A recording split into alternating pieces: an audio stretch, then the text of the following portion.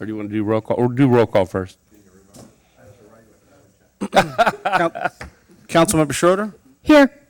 Councilmember Fiskelli, Here. Councilmember Jablonski, Here. Vice Mayor Brighters, Here. Mayor McKay. Here. Please stand for the pledge.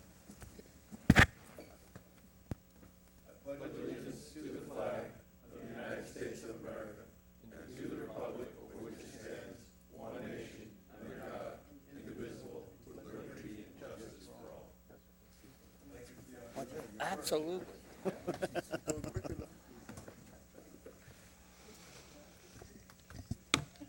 All right, we've got a proclamation first, and Purple Heart community speakers are here, and it's Louis Cologne and Julius and Salette.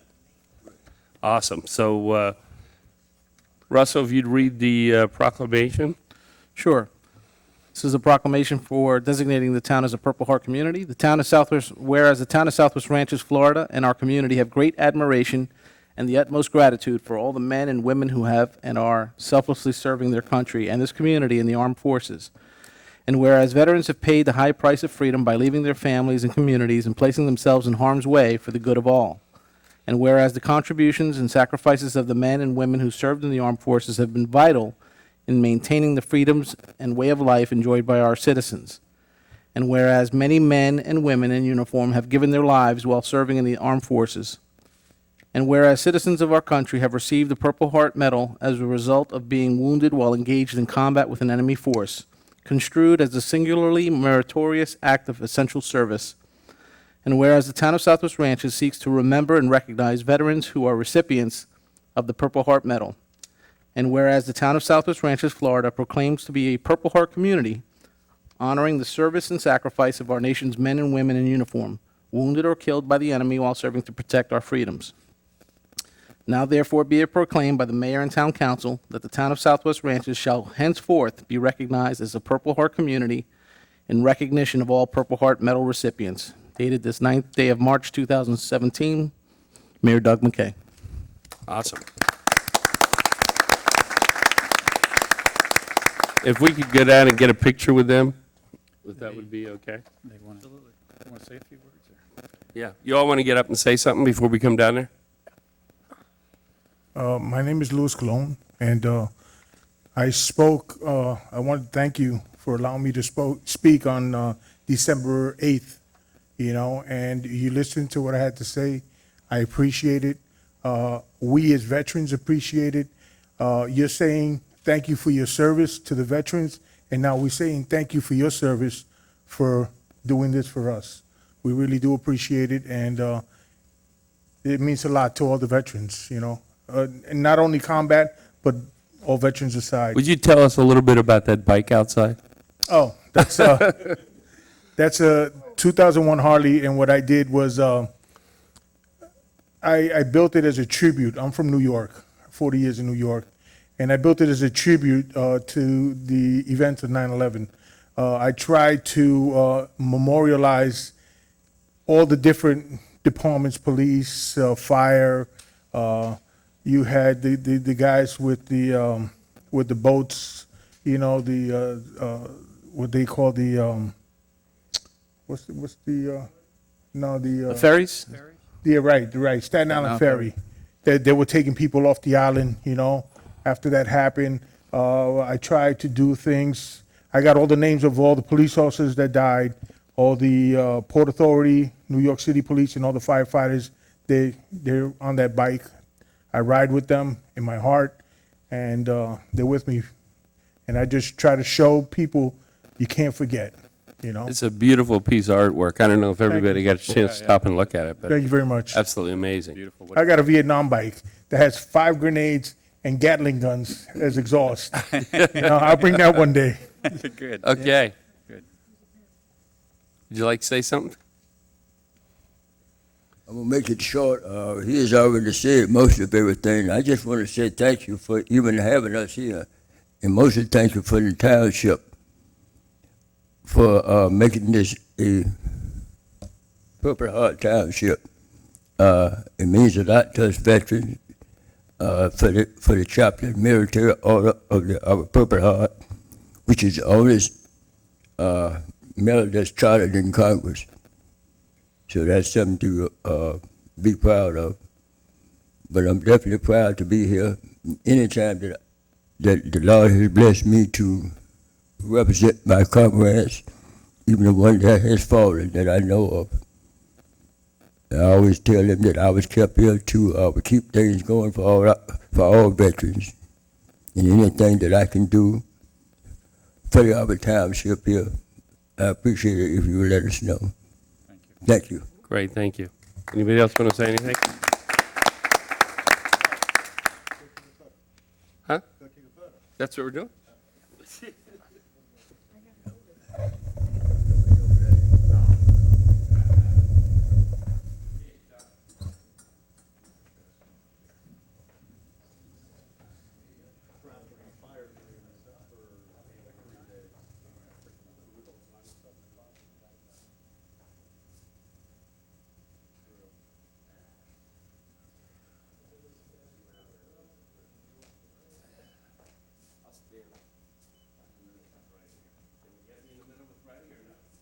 Freddie, once you go over one, there you go.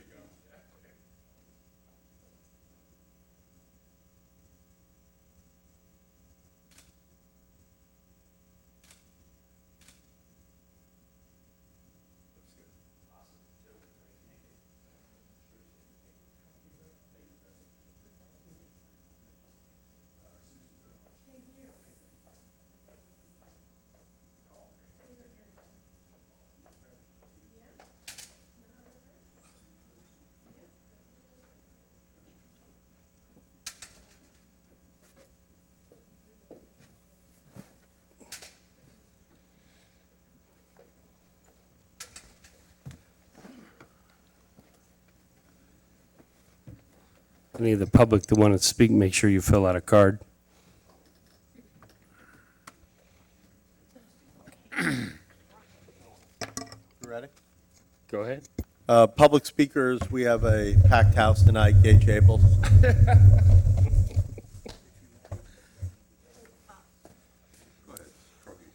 Yeah, I know. Well, listen. I won't need a lot of time. I have a question.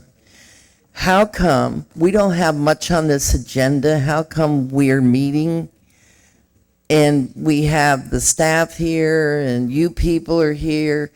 And when I looked at that agenda, you notice I haven't been here lately because I look at the agenda to see if I need to come or not. And I thought, you know what? I got to find out why they're having a meeting when there's nothing on the agenda. Do you people have nothing else to do? I mean, you could take and kind of combine it. And I remember you said you wanted to give the opportunity for anybody who wanted to come here, even though you had nothing on the agenda, and say something. But I have to tell you that the town has made tremendous advances. And what's happened is people have a problem, they come in here. Or they call one of you to resolve it, or at least put them in the right direction. Other than if you're addressing, say, 190th, or something of that nature, where the masses come in, you know, to address one of their problems. But I just think that it's kind of a waste of everybody's time at this point because they will get up here during public speaking at a regular meeting when you have an agenda. But today you really don't have an agenda, so I just thought maybe you might at least consider staff. If you guys want to meet, you got staff sitting here too. And they put in long hours, they really do, and they do a great job. But I see a lot of people in here now asking questions and getting help. So, thank you.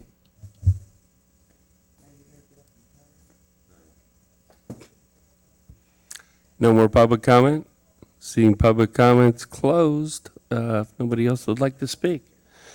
All right, board comments? All right. Neil Hollingsworth, Chair of the Comprehensive Plan. This next Thursday, we're having a meeting on the Comprehensive Plan, and we are going to be discussing and making suggestions to the town council on the 5-acre parcel on Griffin Road and 163rd. And we will have a presentation by the town staff on the property. And then the board will present suggestions for changes to the comprehensive plan that would affect this property. And then we will discuss and vote on the recommendations of the board to the council on this property. The following month, we are going to discuss possible changes to the plan for the industrial use category and see if there's any changes that we want to make. It was impossible for the town to make any changes to this category prior because we did not own it. This is the former CCA property. Now that we own it, we have, if the council votes on it, since we are the owners, we have to have the authority of the owner to make the changes, and since we're the owner, we can make the changes. It's that simple. So we're going to review it and see if there's any areas that need to be changed or added. So that's the following meeting. I'd like to invite everyone out there on TV land to come to the meeting, put their 2 cents in, and if they can't come to the meeting next Thursday night at 7 o'clock here at Town Hall, please email, call, text Andy Burns. I'm sure he will appreciate it. And with that, thank you very much. And this is one of the reasons why we have a meeting.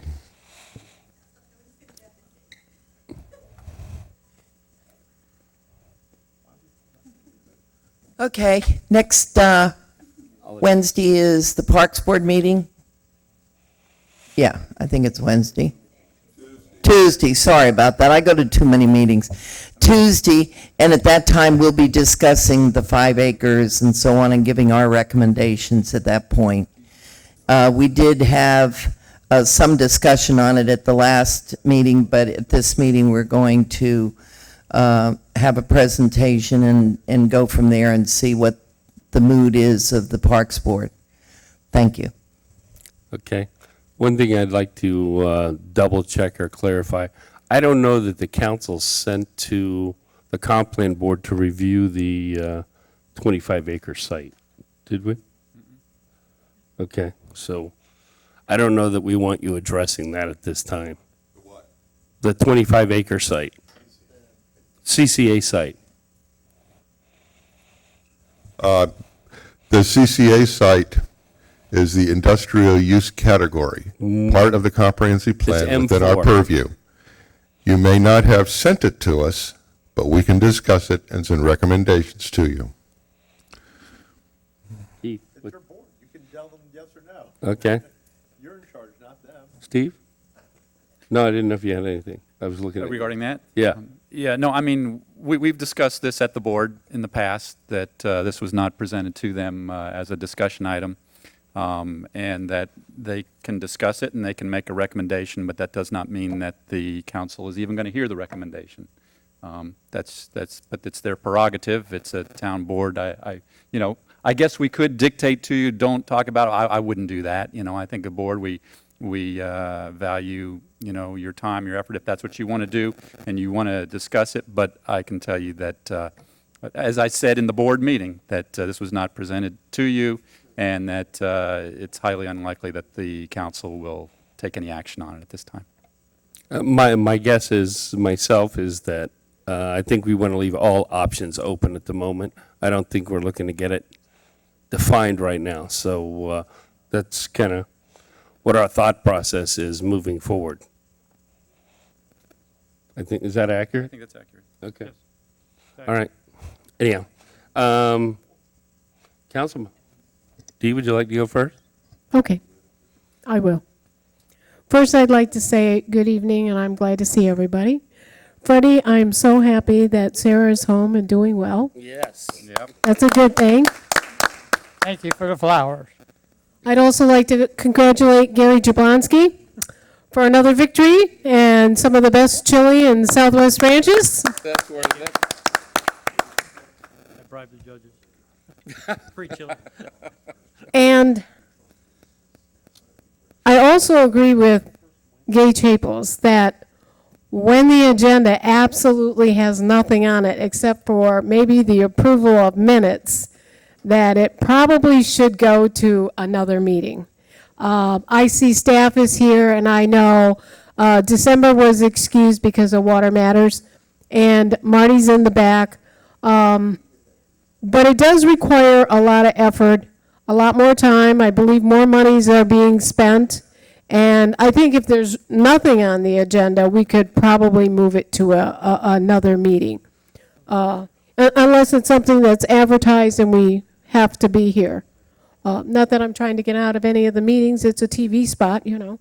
And I like that, but I just think that the staff would really appreciate getting home. And Andy's got a long drive, and you know, he would probably like to get out of here at 5 o'clock and sit 45 minutes in traffic like he normally does. Correct? Dee, I'm going to join you in this just a minute. You know, we have a lot of regular people that come. We love people coming out. Mostly people don't come out unless they have an issue. And at that time they have an issue, they'll usually, prior to that, they'll end up calling me or somebody else. They have all our cell phones, or most of us, they have all our cell phones. Or, so I get contacted, you know, I'm in here, I don't know if I'm in here daily, Andy, or at least every other day. Almost once a day. So I see a lot of people in here, whether they're here for cap government or permitting stuff or just town stuff or whatever. So I always ask people, have you been helped yet, and different stuff like that. So I think we're doing a pretty good job as the communication side and accommodating the residents as best we can. So I would tell you, I would side, and we've had the discussion before, we're all in favor of having the residents come out and speak to us. But I would tell you that we're wasting staff's time. We don't mind the time, us up here, because we signed up for this job, okay? But I would tell you that I don't know that the rest of the staff signed up, well, don't have anything on the agenda. So it would kind of be a request of mine that if there's less than 3 or 5 items on the agenda that have no time issues or whatever, to consolidate them with another meeting, unless it's got an issue. But I'm just joining you on that, on my approach. Freddie, go ahead. I'm fine. Okay. Steve? Thank you, Mayor.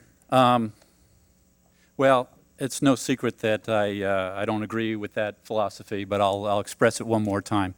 I think it's critical that that when we have a scheduled meeting, that the residents can count on the fact that the lights are going to be on, the doors are going to be open, the TV screen's going to be going, the TV camera's going to be going, and they're going to have the opportunity to address the council of their town. We're here to serve the residents.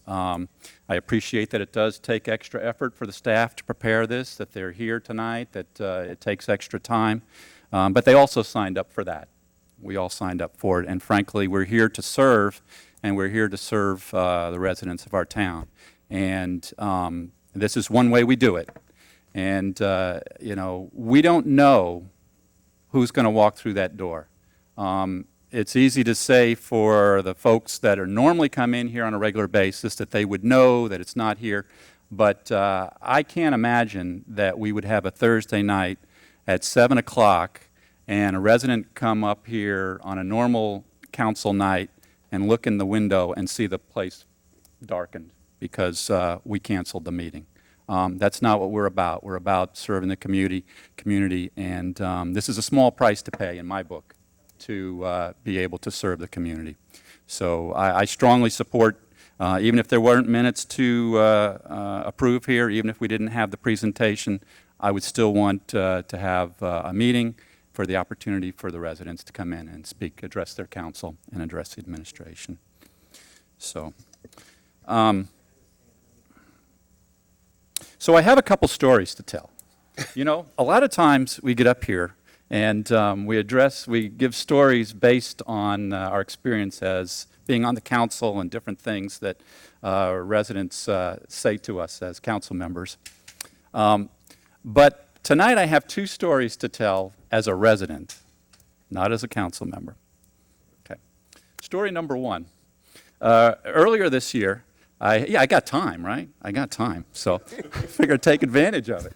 So story number one was on my house. A portion of my house is a flat roof, and so about every, I don't know, however long it is, depends on how good the last roofing job was, but every once in a while, believe this is the third time. I've been on that house for 22 years. I believe this is the third time I've had to redo the flat roof part of the house. The rest of the house just once when Hurricane Wilma came through. So it was time. Found a good roofer, brought him out, and excellent guy, by the way. If anybody's looking for a roofer, I can highly recommend this guy. He did a very professional job. Before he knew I was on the council, he says, I'm not doing the job unless we get permits and the whole 9 yards. So I was impressed right off the bat from him. So anyway, so we went and we got the permits, but I was very curious to hear from him the experience as a resident for how long it took to get the permit, what he felt of the whole process, the inspectors and the whole 9 yards. And the permit took about, I think it was 6 business days, pretty nice. When we got through the inspections, he came up to me and he said, by now, he did know that I was on the council by now. And he said, I just want you to tell you that I do roofs all through Broward County. And the inspectors that you have here in Southwest Ranches are among the best I've seen. He says, I didn't know the one guy, but I knew the other guy. He said he was a builder in South Florida for many years. And now I guess he's retired and he works for CAP.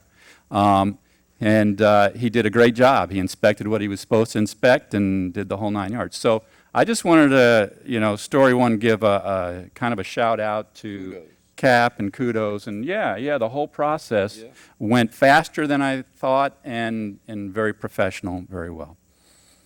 Story number two is an event that's coming up in the Bright Cruz household next month.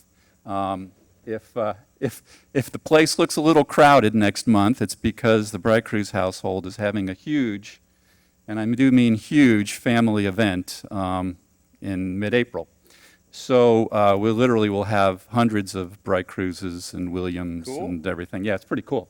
Pretty cool. But I heard a rumor that the council in town had passed a new ordinance on parking, and I was concerned. Worried about your ticket? And I was concerned that my family members would be ticketed when they showed up. So I did the right, resident thing. Did you get a permit for the event? I did. That's the story. So I went to town hall and decided I better get myself a permit to make sure that the family members don't get ticketed.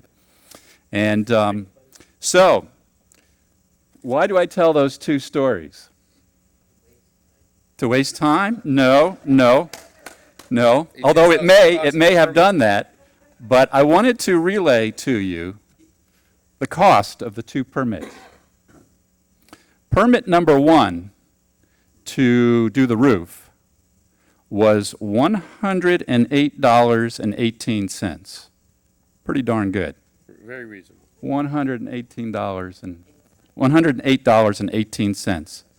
Permit number two for the parking, $110. It was more expensive to get the permit for the parking than it was to get a permit to redo my roof. I think that's, I kept giving my council member a call, but I always got a busy signal. I don't know why. Did it come with a valet or?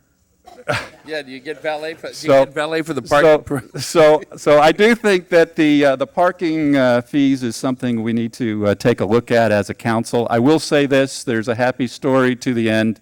I got the permit for the parking just because I wanted to be absolutely positive that there was no issues. I heard back from the administration that there's absolutely no How many reason. days did that take for that permit? It took about 20 minutes. Oh, okay. Yeah. Yeah. But but turns out I don't need it, so it'll be fine. But I do think it brings the point that we do need to look at the cost of that permit for a parking. It's kind of crazy, or special permit. Okay. All right, those are my stories. I'm done. Thank you. Awesome. Awesome. Gary? Yes, thank you. Thank you. Couple things. Good evening, everybody. Thank you for coming. Those of you out in TV land, thank you for watching. This Saturday, Water Matters, Oh, yeah. Treetops Park, park admission. You get to go in there. You'll recoup that in all kinds of rain gauges and little yard animals, and especially if you get there early enough, you get some really good fruit trees, believe it or not. Yeah. So, I encourage everybody to go to it. It's a lot of fun, and you get to see our booth there. Or actually, it's more than a booth. It looks like I don't know how to describe it. It's a whole garden. Yeah. You know that Chris Brownlow and December put together every year. The other thing I want to mention is we have Rolling Oaks Easter egg hunt in the park at Rolling Oaks on April Fool's Day, the 1st. I've heard that Easter Bunny's going to be there, so bring your kids, and everybody should have a lot of fun. I believe there's That's a heads up to me, I'm sure, right? well, I volunteered, but Okay. don't tell the kids that. Oh yeah, I was supposed to. I ask, won't. I I was won't. supposed to, I was supposed to ask your wife if I could borrow the costume. Well, that's what I was getting at. So Yeah, that's- so I volunteered again for it, but anyway, so it's a lot of fun. I believe there's going to be a continental breakfast served, during the time, and usually we have 300 to 400 kids, and it is a lot of fun for that morning. So I just want to mention that. The last thing I'll talk about is Steve, ditto, the town meetings. Okay.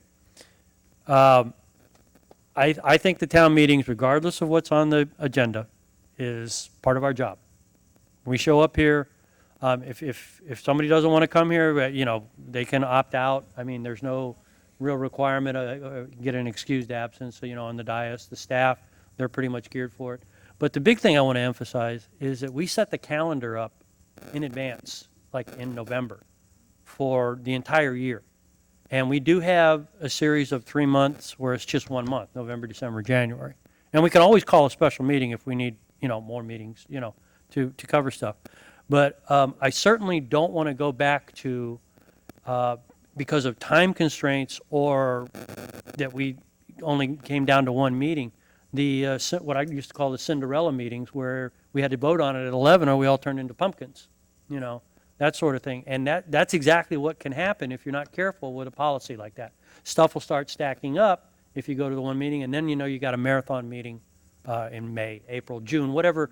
And if it's a hot button issue and everybody wants to, get up to the mic and say something about it, that could go on for 30 minutes, just that alone, and several other things. And the point I'm trying to make is we have a schedule. I think we need to maintain that schedule. If we need to alter it, we've got another shot at it in October and November for the following year. I think that's the logical place to have that discussion, not during the actual time, just by luck or happenstance, however you want to call it, that there's not a lot of items on here. We could have had quasi-judicials in here. We could have had a lot of things, and it just didn't happen this period at this time for this year. So that's not to say it's not going to happen next month. It's not to say it's going to happen next year. So I think we need to be here, at least the majority of the council. Andy is a direct staff. That's his bailiwick in terms of who's here for staff and things of that nature. But I think it's one of the most important things we do is access to our residents. So I'm wholeheartedly in the camp that we need to have these meetings as we have them scheduled. That's how I feel, and I said that long before I got on the council too. So I just want to mention that. And I'm out of gas. That's it. Okay. All right.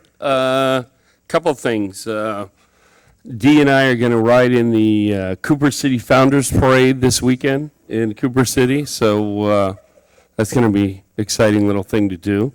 And Water Matters Day is Be There or Be Square. It's a great event. It's a lot of fun. It's educational, and it's even fun for the adults, much less the kids. The kids have a ball, but the adults have a great time also. And if you want to bring your dogs out, you can bring your dogs and stuff, so it's a great event. The other thing I want to say is that Vice Mayor Mr. Bright Cruz and myself and Dee Schroeder are all going to Tallahassee next week.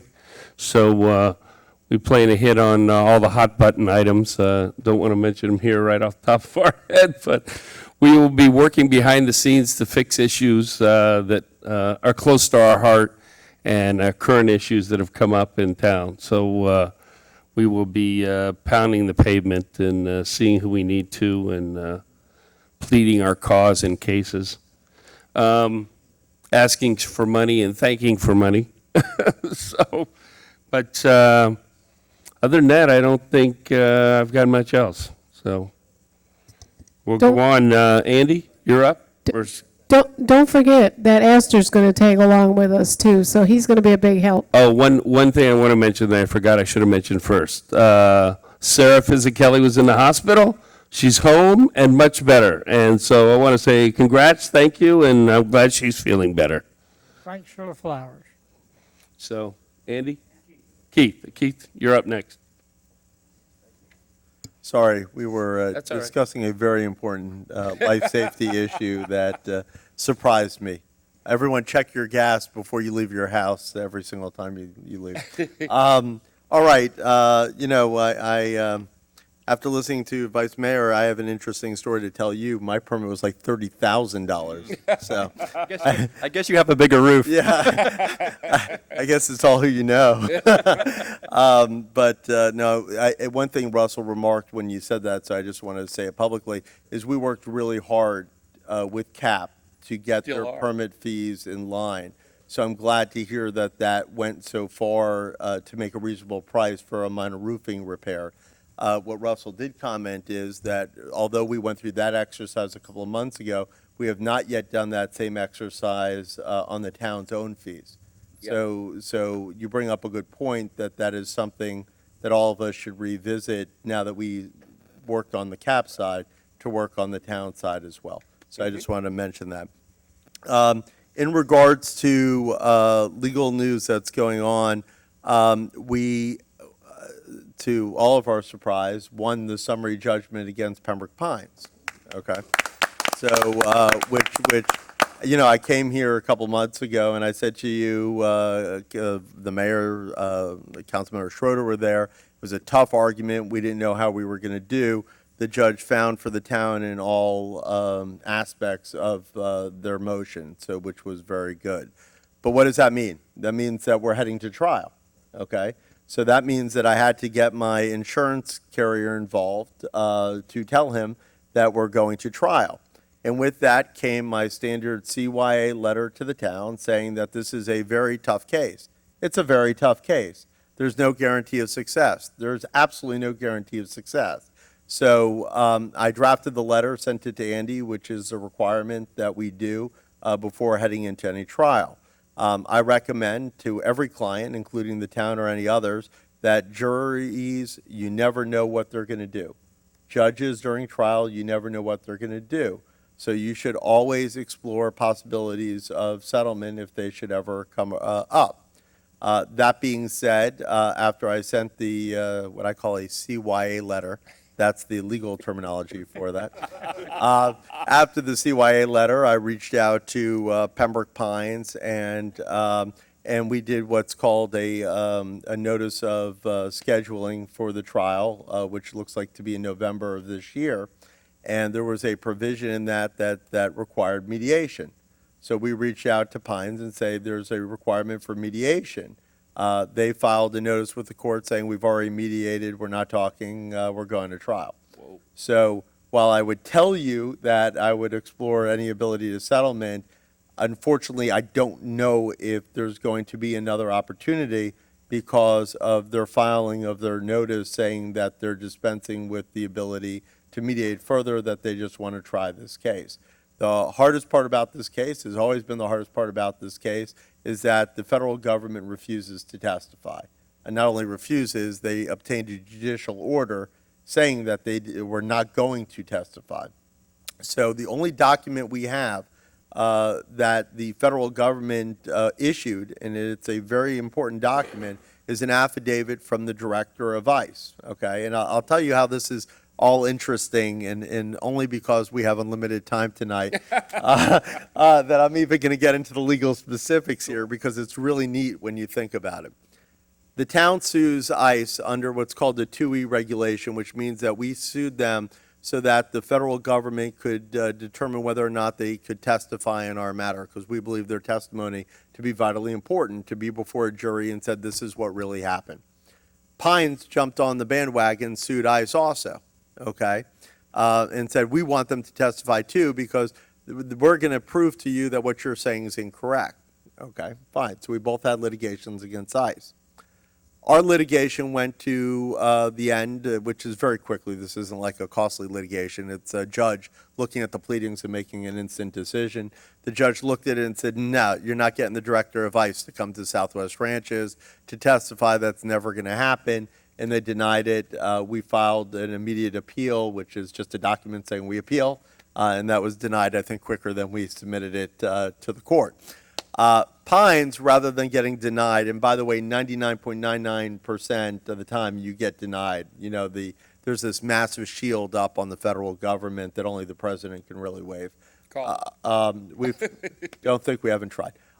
So Pines, rather than taking it to the mat, after probably seeing what happened to the town, said, we'd like to settle with you, government. We're going to settle for an affidavit of the director of ICE telling us what really happened, okay? They provided the affidavit to Pines, which we knew about but really didn't dissect fully, and then came the motion for summary judgment. And Pines says, we have an affidavit from ICE that we're submitting in favor of our summary judgment, and this says all the reasons why they didn't come to Southwest Ranches, and this proves that we're right, and you have to dismiss the case. But you look down the affidavit, and the fifth item says opposition from the city of Pembroke Pines. So we're all sitting there saying, I can't believe they just produced this document to the judge. This has to be like manna from heaven, that they actually just produced this document. So we get up and we say, Your Honor, this is fair game. We're using this at trial, and we're telling you now we're using this at trial. This is the proof we needed. So the motion ends, everything ends, and we go back to our office, and the judge very quickly issues their denial of their motion for summary judgment. Normally it takes like 6 months. She did it in like... Second time? Yeah, second time, but this is like, 15 days. So we call opposing counsel, Bruce Johnson, and we say, we'd like to, we're now going to enter into a stipulation that we're going to use the affidavit at trial. No, you're going to have to file a motion. He goes, I'm never going to allow you to use that at trial. And we said, you just brought it up. You brought up this document. We're going to use this at trial. So now we're going to have a hearing at some point with the judge to whether or not, that document gets admitted at trial. If that document gets admitted to trial, we have significant proof from the federal government that Pines was the reason why it didn't come here. It's an affidavit by the director of ICE saying we didn't come here because of opposition from the city of Pembroke Pines. It's clear as day. If we don't have that document and the judge says, no, that's hearsay, I'm not going to allow that in, we need to prove a case based on circumstantial evidence. Circumstantial evidence is everything that led up to the ultimate decision of the correction facility not coming to the town. That is the risk that we have, as to whether or not enough circumstantial evidence will be before a jury that they'll look at it and say, wow, that's a lot. I think I have the same worries and that Pines has the same worries. I wrote you guys a CYA letter. Sam Gorin wrote his client a CYA letter. In fact, not only did they write a CYA letter, it's like this thick and it says all the reasons why they're going to lose the case. So, it's one of those things that you would think at some point Andy would get a call in the next 6 months saying, what the heck are we doing here? Your town might have a massive litigation against you. May have a massive judgment against us that's going to be, 20 to 40 million in size. What are we doing here? But still to this date, Andy has not received a single phone call, and as a result, we're going full steam ahead. And that's where that case currently lies. I told Andy we're preparing a summary judgment now on interference. There's no doubt they interfered. There's no question they interfered. So from our standpoint, the judge should grant summary judgment on interference and then just go straight to a trial on damages and call it a day. So that's where we stand. After that, we can have a shade session if you want. I'm even happy to have an open session because, everything I've told you is where we're at right now, but that's where that case lies. Other than that, no further comments. Awesome. Andy, and if you would start out with your, at my request of the tree permit fee and the resident, and that funny thing that my email. Just share with, because we shared all the permitting stuff. Sure. All right, one more permit story, as long as we're on a roll tonight. There was a resident in town who had applied for a tree removal permit, and they do that through Robert, through code enforcement. And it's 170 or 175? $170, that was actually the fee that we inherited from Melgren's office, who also used Casey Lee for those inspections. And we carried that fee forward. So this resident had paid the fee, had had the tree removed, but had called the mayor to complain about the cost of that permit, and thought that since we're cost recovery, if, for example, December is going to go out and do those inspections, that the town's cost should be less. So the mayor brought it to my attention. I started to look into it, and I sat down with Robert, who's on his way to Orlando, so he's not with us this evening. But the $170 permit, I had to understand where that came from. And so as we've covered with all of you in one-on-one budget meetings, the town does utilize December to go out and inspect for invasive exotics, and we do not charge for that. On canopy trees, legitimate, good trees that we want to keep, December doesn't do those inspections. The town utilizes Casey Lee. Casey Lee goes out, and the resident had thought, because they had sent a picture to Robert to provide that the inspector could, in effect, phone it in, and that was not the case. Tree removal does require two separate inspections. One, the inspector goes out to verify, what's been claimed, what trees are actually there, what's going to be removed, what damage might be done to the overall canopy, whether that tree needs to be replaced or not, and then goes back, once the work is completed, goes back and does a second inspection to verify what was done was what was stated. Now, you're all going to change to arborist as your career when I tell you the next step. The cost for that, the industry norm, is $80 per inspection. Now, whether it's one tree, 10 trees, doesn't matter. It's $80 for that inspection. So actually the cost to Robert to have Casey Lee go out and do those two inspections on behalf of that resident was $160. So there was really only a $10 administrative fee to process that paperwork. So we actually called that resident this morning, had that discussion with him, and explained that to him, and he was certainly okay once he understood that. So, a lot of times on some of these permits and the cost, people don't necessarily understand kind of what's behind it and the work that goes into that.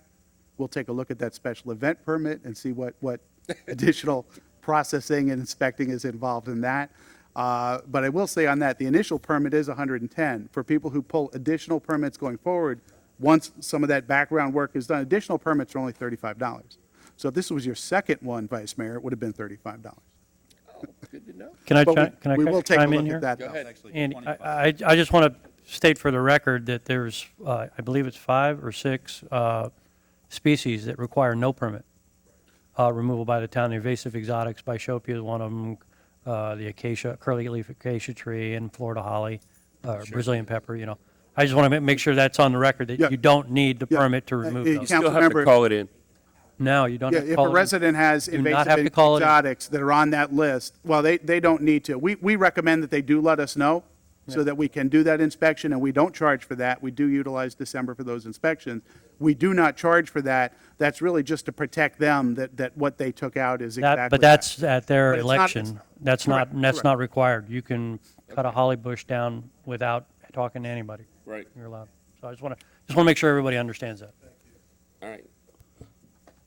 Just a couple other items. I just want to let you all know that our bid is out now for solid waste and bulk collection, recycling collection. We had a mandatory pre-bid meeting here in council chambers last Thursday morning. I would say we probably had 40 to 50 people here representing, I think, 7 or 8 different firms, so we had a very good turnout. There were questions that were addressed at that meeting. Staff, with Sandy, has been working on answering and responding to those on behalf of those various companies. So we're very hopeful that we're going to get some solid bids in and be able to give you certainly some good choices. But that process is underway. We all know we continue to have problems with our current vendor. We can talk about that till we're blue in the face. I think what's going to help in this case is getting a new vendor in and a new contract that I do want to thank Keith, because one of the things that we really wanted to put it in the next contract was some teeth, and we've been able to do that. So, I certainly expect much better performance out of whoever our next vendor is, and if not, they're going to be punished for it. But we want to be positive. We want to hope for a good relationship and good service going forward. Two other things. One, I have some information that I just want to share with you as soon as I'm done with my report, just some take-home reading for all of you. And just last but not least, there was some discussion on whether or not we should have meetings or not have meetings, depending on what's on the agenda. I heard 2 council members speak in favor of not having meetings. I heard 2 council members speak in favor of maintaining the current schedule. Based on what I heard, the current schedule will continue unless that changes. I'd like to add one thing to that, though, as we move forward with it. If it's not necessary for you to have staff here and you don't need them, and it's a light like tonight, I'm fine with you not having them here, I guess is where I'm going with that. And I think the council would feel the same way, but. Mayor, I appreciate that, but one of the things I've done with staff in the past is generally, once we get through public comment or council comments, I kind of will let them start slipping away and leaving. Okay. Because I never know when those particular residents may come in with different issues. I don't know what those issues are in advance oftentimes, and sometimes it's helpful to have the appropriate professionals here to address it if we need to. Okay. But I thank you for the offer. Yeah, I just wanted to leave it up to your discretion, kind of as needed for you. So. All right. You have something else you want to say, Dee? Go ahead. I just thought, it was changed a while back, and I remember when we changed it and why we changed it, because we didn't want to be here to 12 and 1 o'clock. But if you're making the schedule up ahead of time and you know there's really not going to be anything on it except for approval of the minutes, you can always add an extra meeting as well as the other way too, Okay. And I just, like I said, I just don't think it's, we know who attends the meetings, and there's usually, most of the staff is here, that needs to be here December, and Emily and whatever, and like I said, Marty's in the back, and he's not out here right now, but I just feel it's, a cost to the town, burning the lights and being here. And I would never want anybody to show up because we had a scheduled meeting and it be dark. That would not be a nice thing to do. But if we redid the calendar and we scheduled it and we knew there was not going to be anything on it, so that would be out there in advance. So people would know that there is no meeting tonight because we had nothing on there for that. I was going to say 5 or less things, but if there's absolutely nothing on there, I don't see a reason to have everything and all operations up and going. It's a way of saving money. And Yeah, I think we'll have to address that when the next year for the next calendar, but I get it, because we already have them on the calendar and they're already set in place. right, So before when we set the next calendar, we'll discuss it again at that time. okay. Because I don't think it's, anything we need to do. I mean, I get both sides of it, so. No, there's pros and cons to both sides of it, as Steve brought out. So, okay, I'm good with that. Awesome. Nobody else want to pick anything up they forgot? Okay.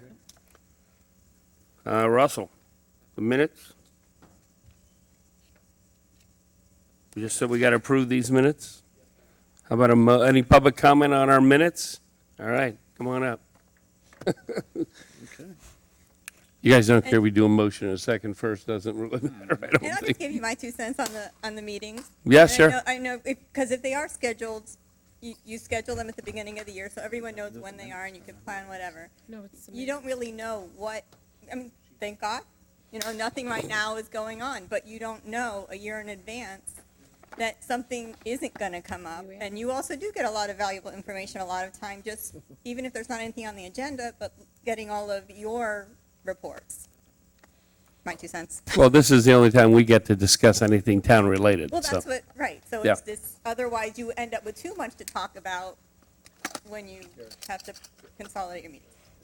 But in the minutes, my only comment is in regards, it's in the, when you were talking about the property. Hey, Debbie, can you, Oh, sorry. In the mic a little more. When you were talking about when you all started talking about the property where they possibly were going to put the town hall in Bobo, that property. Yeah, the 5 Right. acres and, Yeah, so in here it says that, you asked Emily to give the costs and all that kind of stuff, and she stated that it was, approached $4 million. What I believe happened is you asked for that, and then Andy respectfully asked that you give the staff time to put together a proper report to come back with, and that the numbers that you were given were the most conservative numbers in regards to them being the highest numbers. So that's my only okay, well, comment. those. Because in here it says she stated it, and it's, I don't believe We were that. just handed to us, which we haven't had a chance to look at, those numbers and that stuff related to the parks and all that. So we'll be addressing it here in the next probably No, couple I of meetings. understand that. I'm just saying the way they reflect, if someone were to read these minutes, Mm-hmm. not knowing, not being at this meeting, they would take it that Emily stated, this is the cost, when in act, what All really right. happened was she didn't speak. Andy respectfully asked not to have her come up, let them put together a proper report, because, and those numbers that you were given were the top, So you the think we should highest. modify it in some way? Is what you're- I do, for people who are reading, I who are get going to it, come I back get at a it, later sure. time and say, well, it was, especially when you're going to talk and have different, All right. talk to advisory groups and different, I think everyone should get all the information. Well, we'll discuss it real quick and see if what we want to do. But thank you, Debbie, appreciate it. Andy, any thoughts on that? I'm just rereading them Okay, right now, okay. just to double check that. All right, take a few minutes. Let's see what we want. If I can just comment on Sure, that. go ahead. Yeah, I think I'm reading that closer, and, yeah, well, I think that number was thrown out there. That certainly was not the impression that I got. The impression is what Debbie was saying, which basically this was kicked back to administration to be able to do research and come up with the appropriate. Yeah, when I read it, it says, Keith, go ahead. she stated that the cost approached I $4 would million. amend that language to just say the mayor advised that she stated, Yeah, because that's what happened at the meeting. Okay. correct. If we can make that change. Whoa, say that Hold on, again? go ahead. What she's properly noting is Yeah. that Emily actually never testified or spoke at that hearing. So that one clause that she's finding fault with should read, the mayor advised that she stated. Oh, right, but I think the point. That's what you're looking for, correct? That's the issue? Well, and I think, That and the $4 million number, I don't think that number should be there. Oh, but Yeah, that, no, but I that think is the what. point- it The number stated. came That's from what me. it point said. is is that what the it said. action that was taken was to kick it back to administration to do research and provide the real numbers. That was the action that was taken. Right. So I think that's what it should state in there, which is what you have done. So, but and it was based on that discussion, and that's not listed here. So I think what is listed here is, can be amended, as Keith said. I don't have a problem with that. But the real point is that it was kicked back to administration to research as much as possible what the real cost would be, and forward that out to the council and the boards for their discussion. Let me ask you a question, because you're really the way I understand it now is different than before. So you're advising the last really 2 sentences you want amended. The last sentence is, Town Administrator Burns asks that staff be allowed to bring this before the advisory board first, and then report back to the town council at a future meeting. And then it says, Vice Mayor Bright Cruz asked that the boards be provided with the projected costs so that they have the full picture. That's Right. not what happened? That is what happened. And then, but what's missing is what happened after that, which was basically the administration taking that and saying that, yes, we will do that and we will provide that information. That's what's We missing. don't have it right now. Yeah. Right. Okay, so you just want another last sentence just saying, town administration agreed to proceed as directed. Right. Is Okay. that, Debbie, is that where you were going?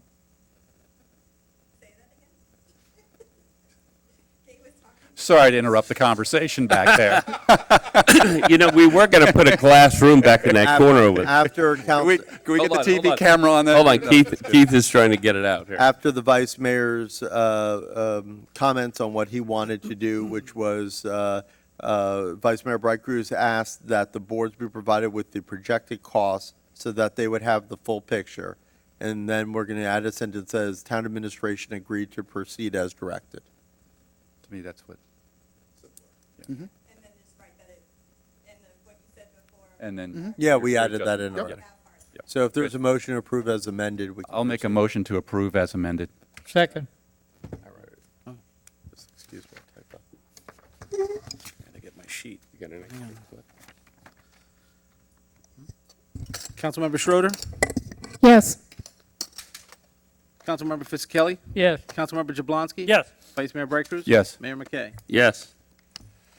Motion to adjourn. All right. We'll take it. Thank you, everybody, for coming out to play.